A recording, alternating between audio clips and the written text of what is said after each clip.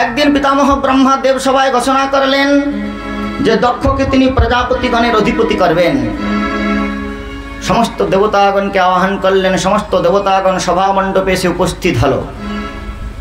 আর সেই সভা মণ্ডপে একে একে দেবতাগণ যখন আসছেন, তখন ত্রিদেব ব্রহ্মা বিষ্ণু মহেশ্বর তারাও সেই সভা মণ্ডপে আসছেন। শিবজি যখন আসছেন, তখন শিবের যে সমস্ত অনুচর ভূত প্রেত নন্দীশ্বর জানে চড়ে শিব আসছেন, আর ভূত প্রেতেরা সব শিবের গুণগাথা গাইতে গাইতে আসছেন। ওম নমঃ শিবায়, ওম নমঃ শিবায়, হর হর ভোলে নমঃ শিবায়, নমঃ শিবায়, নমঃ শিবায়, হর হর ভোলে নমঃ শিবায়, ওম নমঃ শিবায়, ওম নমঃ শিবায়, হর হর ভোলে নমঃ শিবায়, নমঃ শিবায়, নমঃ শিবায়, হর হর ভোলে নমঃ শিবায়। জটাধরায় শিব জটাধরায়, হর হর ভোলে নমঃ শিবায়, জটাধরায় শিব জটাধরায়, হর হর ভোলে নমঃ শিবায়, জটাধরায় শিব জটাধরায়, হর হর ভোলে নমঃ শিবায়, জটাধরায় শিব জটাধরায়, হর হর ভোলে নমঃ শিবায়, নমঃ শিবায়, নমঃ শিবায়, হর হর ভোলে নমঃ শিবায়, নমঃ শিবায়, নমঃ শিবায়, হর হর ভোলে নমঃ শিবায়।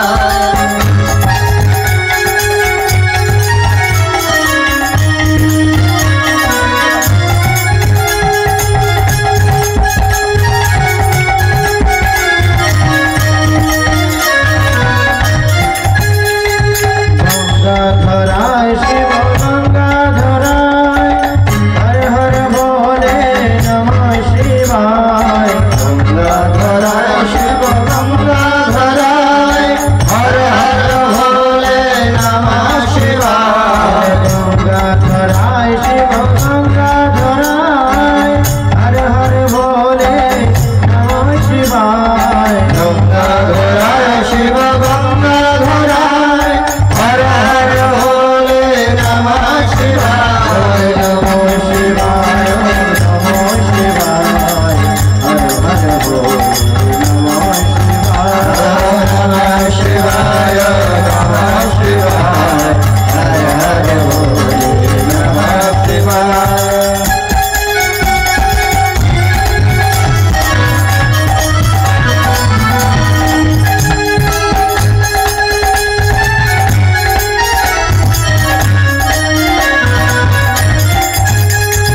रामेश्वराय शिव रामेश्वराय, हर हर भोले नमः शिवाय, रामेश्वराय शिव रामेश्वराय, हर हर भोले नमः शिवाय, रामेश्वराय शिव रामेश्वराय, हर हर भोले नमः शिवाय, रामेश्वराय शिव रामेश्वराय, हर हर भोले नमः शिवाय, ओम नमः शिवाय, ओम नमः शिवाय, हर हर भोले नमः शिवाय, नमः शिवाय, हर हर भोले नमः शिवाय, नमः शिवाय, नमः शिवाय, नमः शिवाय, नमः शिवाय, हर हर भोले नमः शिवाय, नमः शिवाय, नमः शिवाय, हर हर भोले नमः शिवाय, नमः शिवाय, नमः शिवाय, हर हर भोले नमः शिवाय।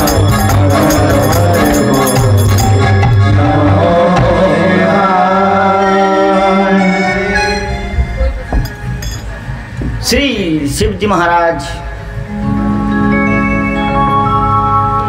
समस्त गणेर सहित देवगणेर सभाय उपस्थित हलेन। ব্রহ্মা বিষ্ণু মহেশ্বর ত্রিদেব সহ অন্যান্য দেবতাগণ সকলেই সভামণ্ডপ উপস্থিত হয়েছেন। আর এমন সময় দক্ষ সেই সভার অধিপতি রূপে, প্রজাপতি রূপে তাকে অধিষ্ঠিত করা হবে। তাই দক্ষ সভার মধ্যে যখন প্রবেশ করছেন, মদগর্বে গর্বিত হয়ে দক্ষ অত্যন্ত অভিমান নিয়ে, গৌরব বোধ নিয়ে, গৌরবান্বিত অন্তঃকরণে সে দেবসভায় প্রবেশ করছে। আর যখন দক্ষ দেবসভায় প্রবেশ করছেন, সমস্ত দেবতাগণ গাত্রোত্থান করে দক্ষকে অভিবাদন জানালেন, স্বাগত জানালেন। কেবল 3 দেব গাত্রোত্থান করে উঠলেন না, ব্রহ্মা বিষ্ণু আর মহেশ্বর। ব্রহ্মা বিষ্ণু মহেশ্বর 3 দেব যখন অভিবাদন করলেন না, দক্ষ মনে মনে বিচার করলেন, ব্রহ্মা তো আমার পিতা, একে যদি আমি রাগটাকে দেখাই তাহলে আমার প্রজাপতি পদ ক্যান্সেল হয়ে যাবে। সেই জন্য ব্রহ্মার প্রতি রাগ দেখানোর কোনো অবকাশ নেই। আর ভগবান বিষ্ণু তিনি পরাৎপর তত্ত্ব, পরব্রহ্ম, বেশি কিছু বললে সুদর্শন চলে যাবে। কিন্তু এই শিব, এ তো আমার, এসো মে শিষ্যতাম প্রাপ্ত তন্মে দুহিতরুগ্রহীত, আমার দুহিতার কন্যার পানি গ্রহণ করেছে, অতএব আমার শিষ্য তুল্য। আর এ আমাকে অভিবাদন করলো না। দক্ষের একবারে প্লাস্টিক ডাউন হয়ে গিয়েছে। সে মনে মনে অসন্তুষ্ট হয়ে রেগে সভায় প্রবেশ করতে করতে সভাপতির ভাষণ স্টার্ট। সভাপতি সবার শেষে বলে, আর দক্ষ যখন সভায় প্রবেশ করছে একেবারে সমস্ত দেবতার দিকে তাকিয়ে দেখলো, সকলে দাঁড়িয়েছে, ভদ্রমস্তু। মহাদেবের দিকে তাকিয়ে তার একেবারে রক্তবর্ণ নেত্র হয়ে গেল। হ্যাঁ, গালি দিতে দিতেই সভার মধ্যে প্রবেশ করছে। অয়ম তু লোকপালানাম যশগ্ন নিরপত্রপ সদ্ভীরাচরিত পন্থাস যেন স্তব্ধেন দূষিত।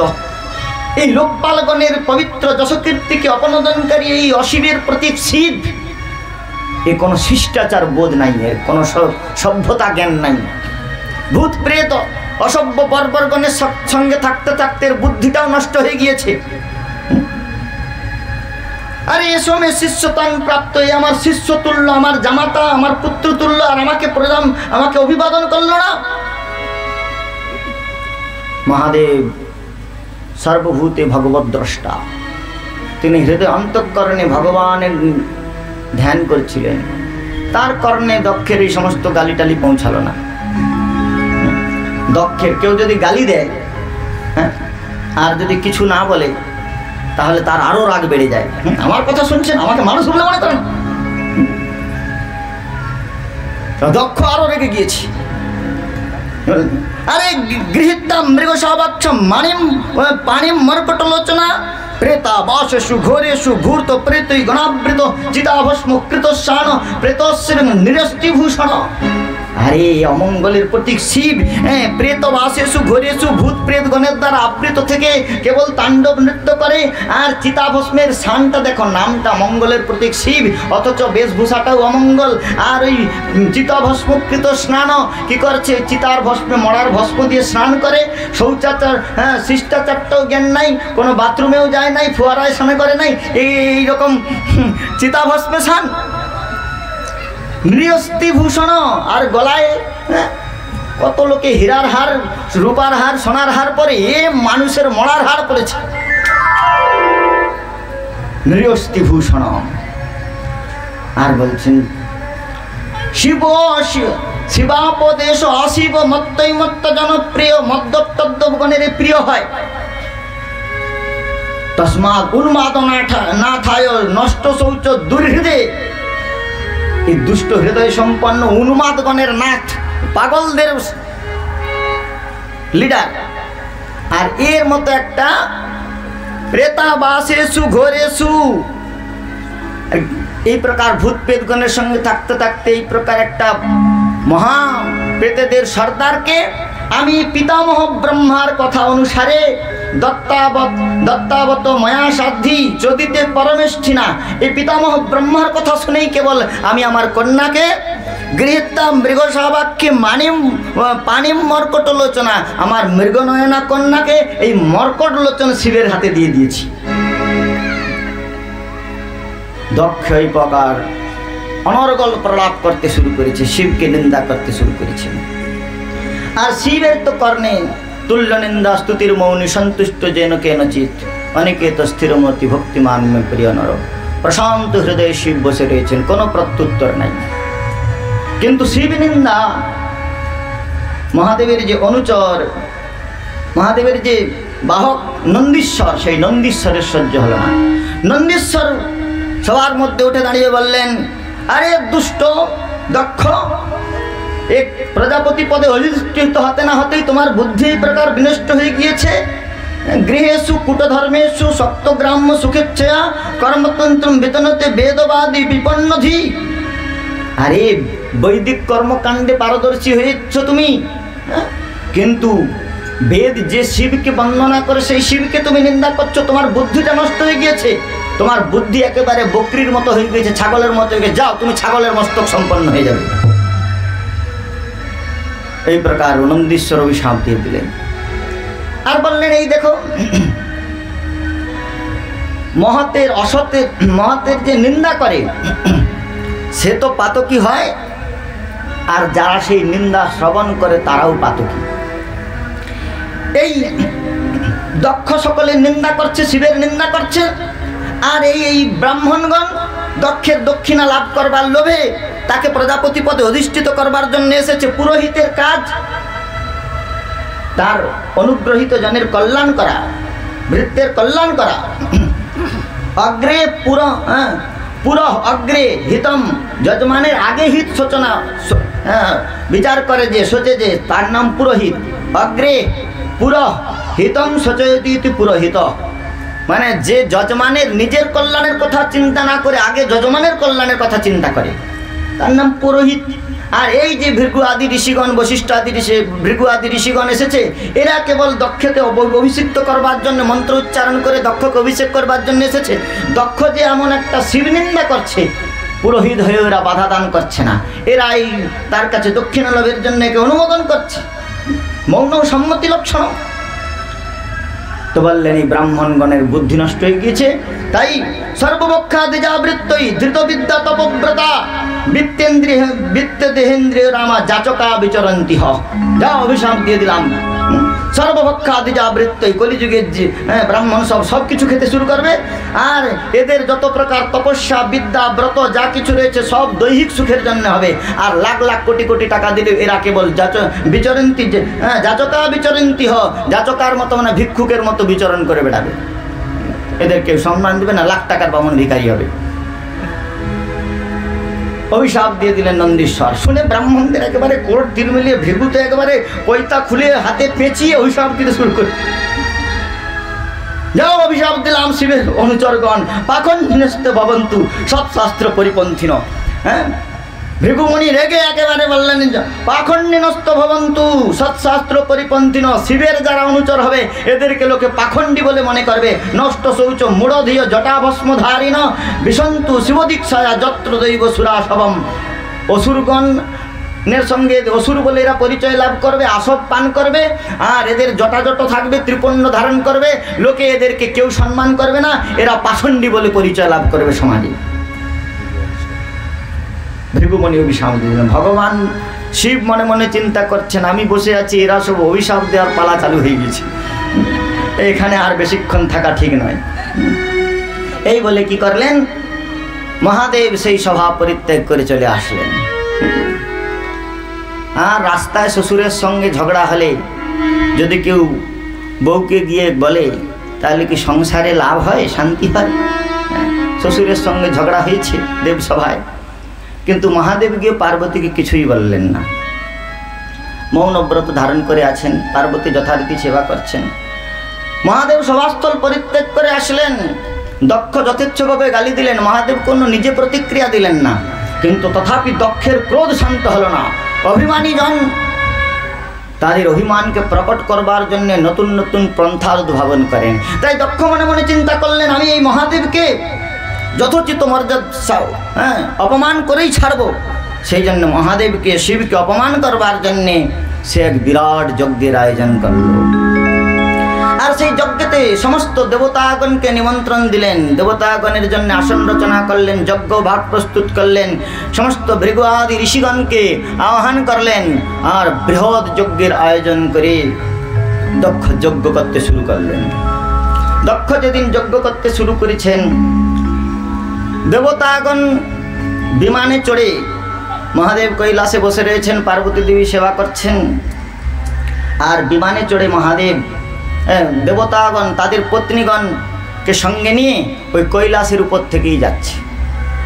এরা আরও অগ্নিতে একটু ঘি ঢালার কাজ করছে। দেবতাগণ তাদের পত্নীগণকে সঙ্গে নিয়ে আকাশ গগনমার্গে বিমানে করে ওই কৈলাসের উপর থেকেই যাচ্ছে দক্ষের বাড়ি। আর দেবীগণ সুন্দর সুন্দর অলঙ্কার ধারণ করে তারা पार्वती देवी के बोलছেন, बहना पार्वती तू ना जाएगी, तेरो बाप ने बहुत बड़ा यज्ञ का आयोजन कियो, তোর বাপ বিরাট যজ্ঞের আয়োজন করেছে, তুই যাবি না? पार्वती देवी মনে মনে চিন্তা করছে, আমার বাবা যজ্ঞের আয়োজন করছে, আমাদের তো মেসেজও আসে নাই, হোয়াটসঅ্যাপও করে নাই, কোনো নিমন্ত্রণ দেয় নাই, তো আমাদের তো নিমন্ত্রণ আসে নাই। কিন্তু এটা যদি আমি বাইরে বলি তাহলে অপমর্যাদা হবে।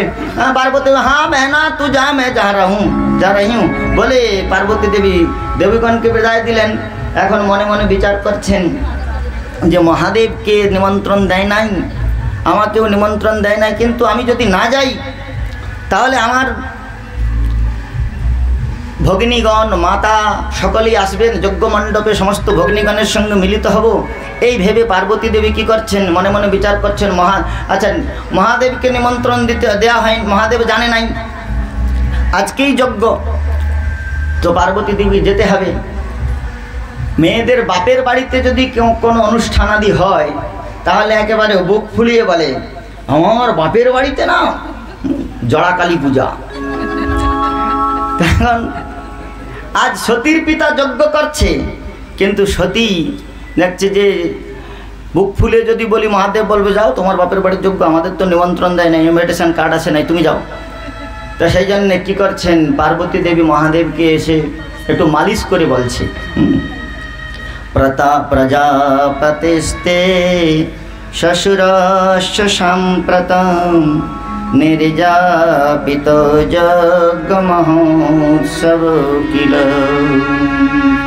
वयं च तत्राभिशराम वामते जद्यर्चितामि विबुधा व्रजन्ति। प्रजापतेस्ते ससुरस्य साम्प्रताम, हे प्रजापति शिव, हे महादेव, स्ते শ্বশুর প্রজাপতে সাম্প্রতাম, আপনার শ্বশুর প্রজাপতি হয়েই এখন বিরাট যজ্ঞের আয়োজন করছে, মানে আমার বাবা আয়োজন করছে না, আপনার শ্বশুর। প্রজাপতে স্তে শ্বশুরস্য সাম্প্রতাম, স্তে শ্বশুর প্রজাপতে সাম্প্রতাম নির্যাপিতম মহৎ যজ্ঞ মহোৎসব কিল, বিরাট এক যজ্ঞের আয়োজন করছে। বয়ম চ তত্র সরাম বামতে। হে মহাদেব, আরে কখনো কখনো নিজের লোককে নিমন্ত্রণ দিতে লোকে ভুলে যায়, অত্যন্ত প্রিয়জনকে নিমন্ত্রণ দিতে ভুলে যায়। আর মহাদেব চোখটা মেলে তাকিয়ে বলল, আমাদের তো কোনো নিমন্ত্রণ হয় নাই, হ্যাঁ, একে তো আমরা মেয়ে জামাই, আমাদের তো স্পেশাল ইনভাইটেশন চাই, কোনো নিমন্ত্রণ আসে নাই। পার্বতী দেবী বলছে, শুনুন, 4 জায়গায় নিমন্ত্রণ না থাকলেও যাওয়া যায়। কোথায় কোথায় বলে, পিতৃগৃহে ভর্তুগৃহে, স্বামী যদি ডাকতে নাও যায় বাপের বাড়ি গেলে, স্বামীর গৃহে না ডাকতে গেলেও আসা যায়। পিতৃগৃহে পিতার বাড়িতে না ডাকলেও যাওয়া যায়। গুরুগৃহে না ডাকলেও শিষ্যকে নিমন্ত্রণ না দিলেও শিষ্য যেতে পারে। পিতৃগৃহে, গুরুগৃহে, পতির গৃহে, আর অতি প্রিয় বান্ধবের গৃহে যদি নিমন্ত্রণ দিতে ভুলে যায় তাহলে না ডাকলেও সেখানে যাওয়া যায়। মহাদেব বললেন, সে তো ভালো কথা, কিন্তু গিয়ে যদি সেখানে সে স্বীকার করে তার দোষ, हाँ अरे बहना तू आ गई, तो को बोलने के लिए भूल गई, এই বলে যদি তোমাকে আদর করে প্রযত্ন করে বরণ করে নেয় তাহলে ভালো। আর যদি গিয়ে দেখো যে ডেকে গিয়ে উপস্থিত হয়েছে আর তোমাকে চিনতে পারে নাই, তাহলে তো আরো বিপদ। মহাদেব বললেন যে আমি যাব না। পার্বতী দেবী বললেন দেখুন যদি না যাই তাহলে আমাদের এই ঘরের ঝগড়াটা বাইরে আরো প্রকাশিত হয়ে যাবে, দেবতারা আরো কটূক্তি করে নানা কথা বলবে, আর যজ্ঞ তো প্রতিদিন হয় না। মহাদেব আমার আশুতোষ, তো মহাদেব আশুতোষ, একে যদি একটা বেলপাতা দিয়ে আর এক গ্লাস জল দিয়ে দিয়ে সন্তুষ্ট যে মহাদেবকে আমি মানিয়ে নেব, কিন্তু যজ্ঞ তো আর বাবার ঘরে ডেলি ডেলি হবে না। যাই একটু যজ্ঞ মণ্ডপে, মহাদেব না গেলেও আমি অন্তত যদি যাই তাহলে দেবতাগণ অন্তত ভাববে যে জামাই কোনো কারণে আসতে পারে নাই, ধ্যানে মগ্ন রয়েছে শিব, এর তো ঠিক ঠিকানা নাই, অন্তত মেয়ে এসেছে, এদের মধ্যে ঝগড়া মিটে গিয়েছে, এই প্রকার ধারণা দেবতাগণের হবে। সেই জন্যে ভগবতী সতী যাওয়ার জন্য প্রস্তুত হলেন।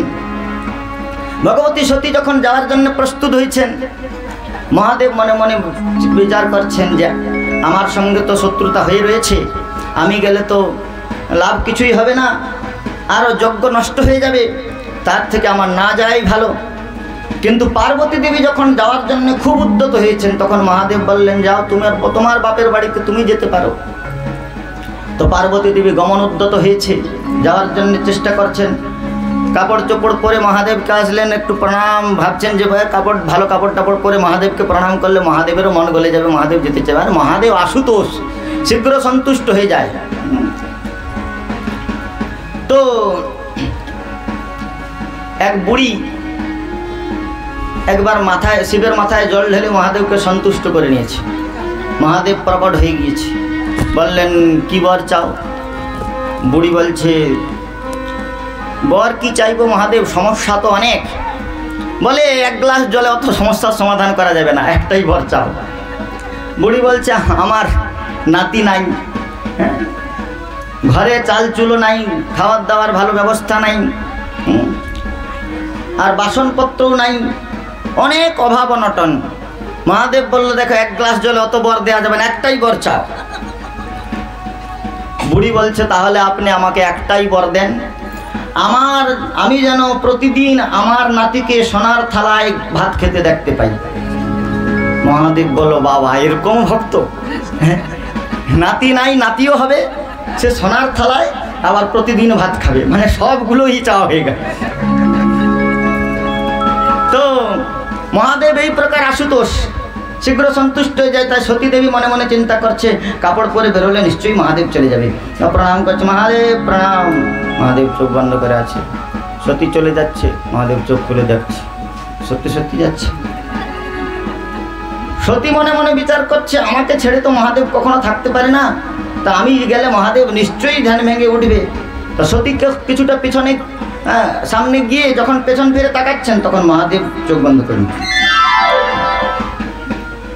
সতী আবার এগিয়ে যাচ্ছে, মহাদেব আবার চোখ খুলে দেখছে, সতী পেছন ফিরে তাকাচ্ছে, মহাদেব চোখ বন্ধ করে ধ্যান করেন। যখন এইভাবে করতে করতে অনেক দূর চলে গিয়েছে, তখন মহাদেব মনে মনে বিচার করলেন আমার যাওয়া ঠিক হবে না, সতী যাচ্ছে যাক, কিন্তু যাতে কোনো বিপত্তি না হয় সেই জন্য নন্দীশ্বরকে ইঙ্গিত করে দিলেন যে নন্দীশ্বর তুমি যাও পার্বতীর সঙ্গে। আর পার্বতী যখন যাচ্ছেন, নন্দীশ্বর দৌড়তে দৌড়তে গিয়ে বলছেন মাতা প্রণাম। বলে কি? বলে আমি থাকতে থাকতে আপনি পায়ে হেঁটে যাবেন, আপনি আমার স্কন্ধে আরোহণ করুন। তা নন্দীশ্বরের উপরে পার্বতী দেবী আহ্বান করলেন, আর মহাদেব ইঙ্গিত করে দিলেন যত ভূত পেত বেতাল কুষ্মাণ্ড ডাকিনী ডুকিনী সাচিনী বেতিনী আছে, এরা সব এসে বললেন মাতা প্রণাম। বলে কি? বলে আমার বাপের বাড়ির যজ্ঞ। সতী এখন বাইরে চলে আসছে, তার একটু ভাব বেড়ে গিয়েছে, আমার বাপের বাড়ির যজ্ঞ, তোরা সব যাবি, চল, কোনো অভাব নেই। আর সকলেই উল্লাসের সঙ্গে পার্বতী দেবীর সঙ্গে যাচ্ছে।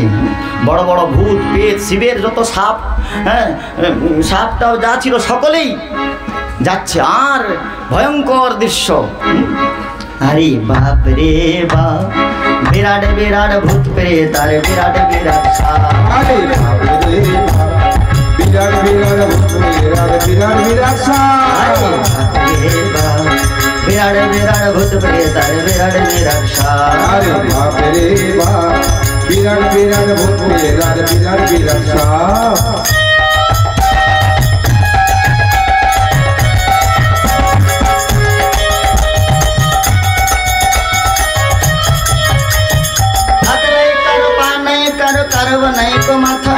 সতীর সহিত চলিতেছে সবে গাহিয়া শিবের গাথা হাত নাই কার পা নাই কার নাই গোটাই বা মাথা সতীর সহিত চলিতেছে সব গাহিয়া শিবের গাথা আরে বাপরে বাপ বিরাট ভূত প্রেতার বিরাট আরে বাপরে বাপ বিরাট বিরাট ভূত প্রেতার বিরাট বিরাট সাপ বলে ভগবতী সতী মাইয়া কি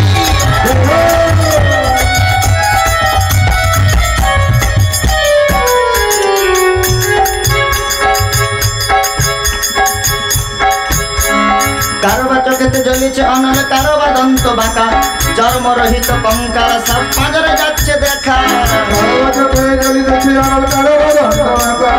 চর্মরহিত কঙ্কাল সব পাঁজরে যাচ্ছে দেখা আরে বিরাট বিরাট ভূত প্রেতার বিরাট বিরাট সাপ বিরাট বিরাট ভূত প্রেতার বিরাট বিরাট সাপ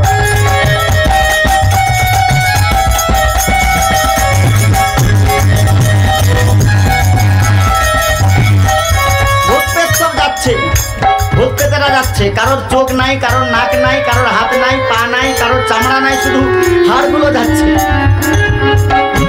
আবার যত ভূত যাচ্ছে ভূতেদের যে সমস্ত পেতনি ছিল তারাও কেউ পিছনে থাকছে না তারাও একেবারে বেনারসি পরে যেতে শুরু করেছে আরে নাচিছে গাইছে ভূত পেত সব ডাকিনি ডুকিনি শোনে ভাবে প্রণামিয়া চলেছে সকলে বন্দিশ্বরে জানে নাচিছে গাইছে ভূত পেত সব ডাকিনি ডুকিনি শোনে ভাবে প্রণামিয়া চলেছে ভবানী বন্দিশ্বরে জানে আরে বাপ বিরাট বিরাট ভূত প্রেতার বিরাট বিরাট সাপ আরে বিরাট বিরাট ভূত প্রেতার বিরাট বিরাট আরে বিরাট বিরাট ভূত প্রেতার বিরাট বিরাট ভূত প্রেতার বিরাট বিরাট তো মহাদেবের অনুচরগণ পার্বতীর সঙ্গে গেলেন ভগবতী পার্বতী দেবী যখন পিত্রালয়ে গিয়ে পৌঁছালেন দেখলেন পিতা সমস্ত দেবতাগণের জন্য যজ্ঞ ভাগ রচনা করেছেন আসন রচনা করেছেন দেবতাগণকে পাদ্যর্ঘ দিয়ে সম্ভাষণ করছেন সাদর সৎকার করছেন অভ্যর্চনা করছেন আর যখনই গেলেন দেখলেন সেখানে মহাদেবের জন্য কোনো আসনও নাই কোনো ব্যবস্থাপনাও নাই পিতার কাছে যখন গেলেন তখন পিতা অত্যন্ত রুষ্ট হয়ে বললেন আরে এ মহাদেব ঘরণীকে কে আবার নিমন্ত্রণ করেছে পিতা নিজের কন্যা বললেন না মহাদেব ঘরণী বলে ভৎসনা করলেন ভগবতী সতী পিতার কাছ থেকে বিদায় নিয়ে মায়ের কাছে গেলেন মা হৃদয়ে ধারণ করে সতীকে স্নেহাশিস দান করলেন ঠিকই কিন্তু আর যে সমস্ত ভগ্নীগণ তারা কটাক্ষ করে বললেন আরে সতী শুনেছি তোকে নাকি পিতা নিমন্ত্রণ দেন নাই আর তোর সেই জটাভস্মধারী পতিটি কোথায় এই প্রকার সকলে নানাবিধভাবে সতীকে গঞ্জনা দিলেন সতী মাকে প্রণাম করে মায়ের স্নেহাসিক্ত হয়ে সকলের থেকে অত্যন্ত ক্লেশ প্রাপ্ত হয়ে বিষণ্ণ বদনে পিতার কাছে পিতাকে বললেন অরুদ্র ভাগম তমবেক্ষ চাধরম পিত্রা চ দেবে হেলনম কৃত বিভৌ অনাদৃতা যজ্ঞ সদীশ্বরীশ্বরী চুকোপনলা ইবধক্ষতিরুষা হে পিতা আপনি মহাদেবীকে অপমান করবার জন্য যে শিবহীন যজ্ঞ করেছেন এই শিবহীন যজ্ঞই আপনার মৃত্যুর কারণ হবে যদক্ষরম নাম গিরেরিতম নৃণাম সকৃত প্রসঙ্গাৎ অঘমাশু হন্তি তৎ শিব এমনই পরম পবিত্র নাম সকৃত প্রসঙ্গাৎ সকৃত মানে একবার কোনো প্রসঙ্গে কেউ যদি শিব নাম উচ্চারণ করে শিব উচ্চারণ করবার সঙ্গে সঙ্গে অন্তঃকরণের সমস্ত পাপ বহির্গত হয়ে যায় ব উচ্চারণ করবার সঙ্গে সঙ্গে দ্বার রুদ্ধ হয়ে যায় পাপ আর শরীরে প্রবেশ করতে পারে না শিবম কল্যাণম মঙ্গলম পরম কল্যাণের প্রতি মঙ্গলের প্রতীক শিবকে আপনি অপমান করবার জন্য যজ্ঞ করেছেন পবিত্র কীর্তি তমলঙ্গ শাসন ভবান হোদ্দেষ্টি শিবেম শিবেতর আশুতোষ পরম সন্তোষী শিবকে আপনি অপমান করবার জন্য ধৃষ্টতা ধারণ করেন পার্বতী দেবী বললেন হে পিতা আপনি যদি পিতা না হতেন তাহলে আমি আপনাকে যথোচিত দণ্ড দান করতাম কিন্তু আমার সব থেকে অন্তঃকরণে আত্মগ্লানি সেই দিন হবে যদি আমি এখান থেকে কৈলাসে ফিরে যাই আর মহাদেব যদি বলে কি দক্ষ কুমারী তোমার পিতা তোমাকে কেমন সম্ভাষণ করলো, সৎকার করলো, তখন আমি কি উত্তর দেব? আমার সব থেকে বড় দুঃখ গ্লানি এইটি যে শিবকে আমি পরমপতি রূপে বরণ করে নিয়েছি, ইষ্টরূপে অভীষ্ট রূপে বরণ করে নিয়েছি, যে শিবকে আমি জীবনের সর্বস্ব বলে স্বীকার করেছি, সেই ভগবতী সতী আমি আমার দেহটি উৎপন্ন হয়েছে আপনার মতো একজন শিবদ্রোহীর দ্বারা। আপনার মতো একজন শিবদ্রোহীর, যে শিবকে আমি এত প্রীতি করি, সেই শিবের বিদ্বেষী আপনি, আপনার থেকে আমার এই দেহটি উৎপন্ন হয়েছে। তাই অতস্তবোৎপন্ন মিদং কলেবরম নধারস্যে শীতকণ্ঠী গরিহীন। শীতকণ্ঠী শিবকে যিনি গ্রহণ করেন, নিন্দা করেন, তার দ্বারা উৎপন্ন অতস্তবোৎপন্ন মিদং কলেবরম নধারস্যে, তোমার দ্বারা উৎপন্ন এই কলেবর আমি আর ধারণ করব না। এই বলে ভগবতী সতী অত্যন্ত ম্লান বদনে, অত্যন্ত রসাবিষ্ট হয়ে সেই পিতার প্রতি রসাবিষ্ট হলেন। আর সেই রসানল তার পদকমল হইতে বিনির্গত হয়ে তার সমগ্র শরীরকে ভস্মীভূত করে দিল। ভগবতী সতী যজ্ঞমণ্ডপে দেহত্যাগ করলেন। আর যখন ভগবতী সতী যজ্ঞমণ্ডপে দেহত্যাগ করলেন, এই যে ভূত প্রেত বেতাল কুষ্মাণ্ড এরা যারা গিয়েছিল, এরা সকলেই নানা প্রকার উপদ্রব করতে শুরু করলো। আর ভৃগুমণি সঙ্গে সঙ্গে যজ্ঞাগ্নিতে আহুতি দিলেন। আর বহুবিধ দেবসেনা প্রকট হয়ে ভূত প্রেতদের বিতাড়িত করলো। ভূত প্রেতেরা সব বিতাড়িত হয়ে ম্লান বদনে চলে আসছেন। আর এমন সময় নারদ ঠাকুর বিনা বাজাতে বাজাতে কৈলাসে গিয়ে মহাদেবকে বলছেন, কি ঠাকুর কি করছেন? মহাদেব বলে, ধ্যান। বলে, তোমার নাই কোনো কাণ্ডজ্ঞান, ওখানে সতীর দেহত্যাগ হয়ে গিয়েছে। মহাদেব ধ্যান করছেন, আর আপনার পত্নী ওখানে প্রাণ ত্যাগ করেছে। শুনবার সঙ্গে সঙ্গে মহাদেব অত্যন্ত ক্রধান্বিত হলেন। ভবন্না নিধনম প্রজাপতে রসত্রিতায় অবগম্য নারদাত। নারদের দ্বারা অবগত হয়ে মহাদেব রসাবিষ্ট হয়ে বললেন, আরে আমার প্রতি দ্রোহ করে দক্ষ যে এতদিন জীবিত ছিল, সে কেবল সতীর পিতা বলে। আর সতী যখন থাকলো না, তখন এই দক্ষের আর বেঁচে থাকার প্রয়োজন নাই। এই বলে কি করলেন? ক্রুদ্ধম সুদষ্ট পুষ্ট দুর্জটি জটাম তরিত বন্যী ষটোগ্রমরিজিম। তিনি সঙ্গে সঙ্গে অত্যন্ত ক্রোধান্বিত হয়ে জটা উৎপাদিত করে যেই না কৈলাস শিখরের উপরে নিমজ্জিত করলেন, কৈলাস শিখরের উপর আঘাত করলেন, সেই জটা থেকে বিকরাল রূপ বিশিষ্ট ভয়ঙ্কর দৈত্য প্রকট হলো। আর দৈত্য প্রকট হয়ে মহাদেবকে প্রণাম করে বললেন, কিং করোমি? মহাদেব বললেন, ভদ্রম তব নাম বীরভদ্রম। হে ভদ্র, তোমার নাম বীরভদ্র। বীরভদ্র নাম দিলেন। कराल द्रंष्ट जलदग्नि मूर्धज कपाल माली विबुद्धतायुधम। ভয়ঙ্কর প্রজ্বলিত অগ্নির ন্যায় তার মুখকমল আর বিশাল কায় দেহ। সেই বীরভদ্র মহাদেবকে বললেন, বদ্ধাঞ্জলি ভগবান ভূতনাথ।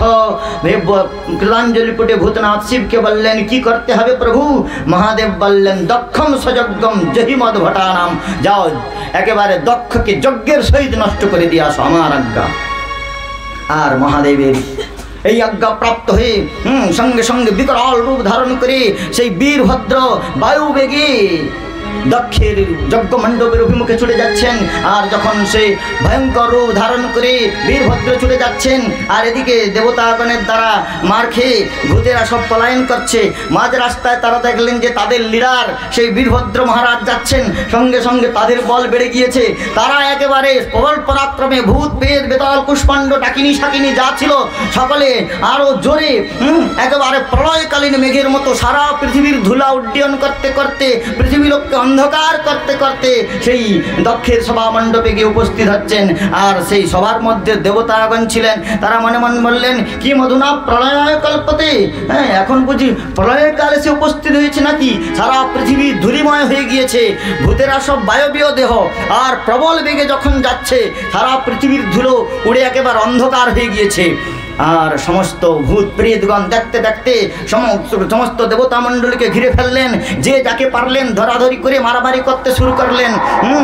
আর ভূত পেতেরা সব গিয়েছে, ছোট ছোট ভূত থেকে শুরু করে বড় বড় ভূত, যে যার পাচ্ছে, কেউ মারামারি করতে শুরু করেছে, আর কেউ কি করেছে নানা প্রকার উৎপাত। সেই সভা মণ্ডপে যত কদলী বৃক্ষ ছিল, কেউ কদলী বৃক্ষ নিয়ে ঘূর্ণন করতে শুরু করেছে, কেউ কদলী বৃক্ষ দাঁত দিয়ে কামড় দিয়ে ভেঙে ফেলছে, যজ্ঞে সুমূত্রায়ণ কচিত, কেউ গিয়ে যজ্ঞে পেচ্ছাপ করে দিচ্ছে, কেউ সেই যজ্ঞ মণ্ডপে যত ঘিয়ের কুণ্ড ছিল তার মধ্যে গিয়ে টপ টপ করে ডুবাডুবি করছে, যার যা মনে হচ্ছে তাই করছে। আর কিছু কিছু বড় বড় ভূত যারা মার খেয়েছিল, ছোট ছোট ভূতেরা তো সব ঘিয়ের কুণ্ডে গিয়ে ডুবাডুবি করছে। দেবতাগণের জন্য যত ভোগ প্রস্তুত ছিল রায়তা টায়তা তার মধ্যে টপ টপ করে ডুবছে ভূতরা। আর এদিকে বড় বড় ভূতেরা যারা মার খেয়েছিল তারা সব কি করছেন বলে, ভৃগুম প্রবন্ধ মণিমান বীরভদ্রম প্রজাপতিম চণ্ডীশ পুষণম দেব ভগনন্দীশ্বর গ্রহীত। ভৃগু প্রবন্ধ মণিমান বীরভদ্র প্রজাপতিম, মণিমান নামে একজন দৈত্য গিয়েছে, সে কি করেছে একেবারে যজ্ঞের যে পুরোহিত ভৃগুমণি তাকে ধরেছে, ধরে এক হিচকা মেরেছে, ভৃগুর দাড়ি ছেড়ে দিয়েছে। ভৃগুম প্রবন্ধ মণিমান, আমি বলছি না, এটা লেখা আছে ভাগবতে। বীরভদ্র প্রজাপতিম চণ্ডীশ পুষণম দেব, চণ্ডীশ নামক একটা দেবতা ছিল, পুষা নামক একজন দেবতা ছিল, সে পুষা নামক দেবতাকে চণ্ডীশ নামক একজন মহাদেবের গণ ধরেছে। আর যখন ধরেছে তখন ভূতেরা বলছে, দেখো আমাদের যখন মারছিল তখন এই পুষা নামক দেবতারা খুব হাসাহাসি করছিল, আর চণ্ডীশ রেগে এক চড় মেরেছে, তার একেবারে 32টা দাঁত খুলে দিয়েছে। পুষা নামক দেবতার সব দাঁত খুলে দিয়েছে। ভগনন্দীশ্বর গ্রহীত, ভগ নামক একজন ছিল, তাকে কি করছে নন্দীশ্বর ধরেছে, ধরে নন্দীশ্বর একেবারে পেছন দিয়ে জড়া খুর দিয়ে এক লাথি মেরেছে, সে যজ্ঞ মণ্ডপে গিয়ে পড়ে গিয়েছে। আর বীরভদ্র প্রজাপতিম, প্রজাপতি দক্ষকে বীরভদ্র, ওই যে ভয়ঙ্কর দৈত্য যাকে শিব জটা থেকে সৃষ্টি করেছে, বীরভদ্র এক চড় মেরেছে, আর তার একবারে মস্তক ছেদন হয়ে যজ্ঞ মণ্ডপে প্রজাপতি দক্ষের মস্তক যজ্ঞে স্বাহা হয়ে গিয়েছে। ছোট ছোট ভূতেরা এমন মুতেছে যজ্ঞের আগুন নিভে গিয়েছে, দক্ষ যজ্ঞ বন্ধ হয়ে গিয়েছে। এদিকে যখন দেবতাগণ সকলে, কারোর পা ভেঙেছে, কারোর দাঁত খুলেছে, কারোর চোখ কানা হয়ে গিয়েছে, সব মার খেয়ে আসছে, মার খেয়ে খড়াতে খড়াতে পিতামহ ব্রহ্মার কাছে এসেছে। ব্রহ্মার কাছে এসে বলছেন যে দেখুন, আমাদের মনুষ্যগণ এত পূজা করে আমাদের প্রতিকৃতি রেখে, আর আমাদের যদি এরকম সব অবস্থা হয় তাহলে মনুষ্যেরা আর আমাদের পূজা করবে? পিতামহ ব্রহ্মাকে বলছেন আপনি একটু ঠিকঠাক করে দেন, বিশ্বকর্মাকে বলুন একটু হাতুড়ি ফাতুড়ি দিয়ে ঠিক করে দিবি হুড়ুটুড়ুগুলো। পিতামহ ব্রহ্মা বলছে যে এগুলো আমাদের দ্বারা হবে না, মহাদেব যদি রুষ্ট হয় তাহলে আমাদেরও বিপদ আছে, মহাদেবের কাছে চলো। বলে বাবা আমরা মহাদেবের কাছে যাব, এমনি তো এই অবস্থা, তারপরে মহাদেব এমনি উগ্রমূর্তি ধারণ করলে রক্ষা নেই, তারপরে আবার বউ মরে গিয়েছে, এখন তো একেবারে রাগ চরমে রয়েছে, যেই প্রাণে খড়া অঙ্গ নিয়ে তাও তো প্রাণে বেঁচে আছি, আর মহাদেবের কাছে গেলে যদি ভস্ম করে দেয় আমরা যেতে পারবো না বাবা। মহাদেব বলল আমি যাচ্ছি, ব্রহ্মা বললেন আমি সঙ্গে যাচ্ছি। তো ব্রহ্মা সঙ্গে নিয়ে দেবতাগণকে সঙ্গে নিয়ে কৈলাসে গেলেন। পিতামহ ব্রহ্মা মহাদেবকে প্রণাম করলেন, মহাদেবও ব্রহ্মাকে প্রণাম করলেন। ব্রহ্মা যখন বুঝতে পারলেন যে মহাদেব একটু শান্ত হয়েছেন, তখন দেবতাগণকে ইঙ্গিত করলেন আসো প্রণাম করো। দেবতাগণ মহাদেবকে প্রণাম করলেন।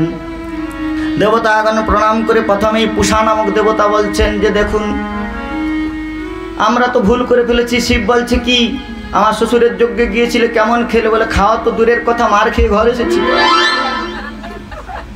আর খেতে গিয়ে এমন হয়েছে যে চিরজীবনের খাওয়া বন্ধ হয়ে গিয়েছে, 32টা দাঁত আমার খুলে গিয়েছে, আমি খাবো কেমন করে? মহাদেব বলছে তোমার খাওয়ার দরকার নেই, ছাতু খাও। পুষা নামক দেবতাকে আজও পর্যন্ত যারা পঞ্চ উপাসনার যজ্ঞ করেন তাদের ছাতু দিতে হয় পুষা নামক দেবতার উদ্দেশ্যে। এসে ছাতু খেয়ে বেচারা কাল যাপন করছে। পুষা নামক দেবতাকে বললেন ছাতু খাও। এখন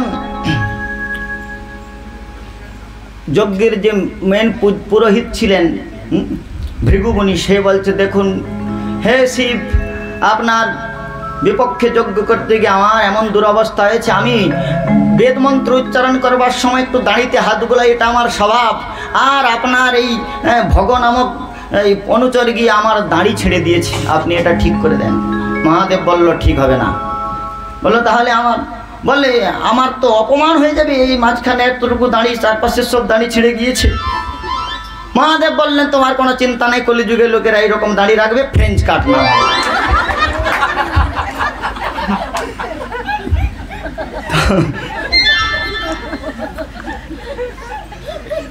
আর দেবতাগণ যখন বিচার দেখলেন যে এদের বড় বড় সমস্যা ঠিক হয়নি, আমাদের আর ঠিক করে লাভ নাই, মহাদেবতারা বললেন দেখুন যে যজ্ঞে ভাগ নেওয়ার জন্যে, যজ্ঞের ঘি পান করবার জন্য গিয়ে আমাদের এরকম অবস্থা, যজ্ঞে তো ঘি খাওয়া হলো না।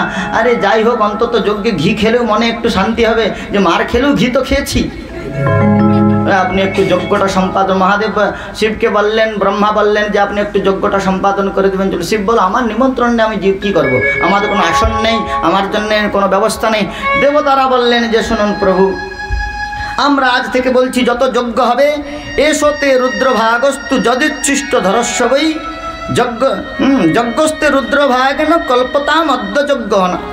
আজ থেকে যজ্ঞের অবশেষ যা হবে সব আপনার হবে। মহাদেব বলে যজ্ঞ শেষ হয়ে গেলে, আরে যজ্ঞে ঘি দিতে তো এমনি লোকে নিয়ে আসে ভেজাল ঘি, তার উপর 250, বাঁচলে তারপরে আমি পাবো। বলেন না না ওইরকম নয়। কোনো দেবতাকে যখন আহুতি দেওয়া হবে, ইন্দ্রায় স্বাহা, ইন্দ্রায়, এ যজ্ঞে আহুতি দেওয়ার পর একটা পাত্র থাকে, অবশেষটা ওইখানে দেওয়া হয়, ওই সবটা মহাদেবের হয়। মহাদেব বললেন তাহলে ঠিক আছে, যেতে পারি। মহাদেব প্রসন্ন হয়ে গেলেন। আশুতোষ দেবতাগণ মহাদেবকে নিয়ে জয়ধ্বনি করতে করতে যজ্ঞ মণ্ডপে উপস্থিত হলেন। আর যজ্ঞ মণ্ডপে গিয়ে ভৃগুমণি বললেন যাই হোক ছোটো দাঁড়ি হলেও আমি অন্তত হাত বুলিয়ে কাজ চালিয়ে দিই। আর ভৃগুমণি মন্ত্র উচ্চারণ করতে শুরু করলেন, দেবতাগণের উদ্দেশ্যে আহুতি দিলেন। পূর্ণাহুতি দেওয়ার সময় যজমানকে খুঁজে বেড়াচ্ছে। আর বীরভদ্র কী করেছে, প্রজাপতির মস্তক ছেদন করে যজ্ঞে আহুতি দিয়ে দিয়েছে। তো ওই প্রজাপতির দক্ষের আর ধড়ের মধ্যে মাথা নাই। মহাদেব অনুচরকে বললেন যাও উত্তর দিকে মাথা করে যে শুয়ে আছে তার মাথাটা নিয়ে আসো।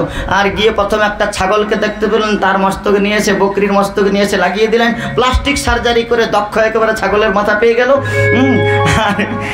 দক্ষ ছাগলের মাথা পেয়ে মহাদেবকে স্তুতি করতে শুরু করলেন। মহাদেবকে যতই স্তুতি করতে যাচ্ছেন, বকরির মুখ থাকার জন্য বব করে হচ্ছে, এই জন্য বঙ্কার হচ্ছে মহাদেবের বীজমন্ত্র। হ্যাঁ, মহাদেবের পূজার পরে বব করলে মহাদেবের খুব আনন্দ হয়, কেননা শ্বশুর মশাইয়ের কথা মনে হয়। মহাদেব কে স্তুতি করতে শুরু করলেন দক্ষ। দেবতাগণ সম্মিলিতভাবে দক্ষ আদির সহিত মহাদেবকে স্তুতি করলেন। দক্ষ বললেন আমি অত্যন্ত অহংকারী হয়েছিলাম, হে পরম কল্যাণের প্রতীক শিব, আপনি আমার অহংকার অপনোদন করে বস্তুতপক্ষে আমার কল্যাণ সাধন করেছেন। এই বলে দক্ষ প্রজাপতির সঙ্গে সমস্ত দেবতাগণ মিলে শিবের স্তুতি করলেন। জয় শিব শঙ্কর হর গঙ্গাধর, জয় শিব শঙ্কর হর গঙ্গাধর, জয় শিব শঙ্কর হর গঙ্গাধর, জয় শিব শঙ্কর হর গঙ্গাধর, চন্দ্রশেখর জয় জয়, চন্দ্রশেখর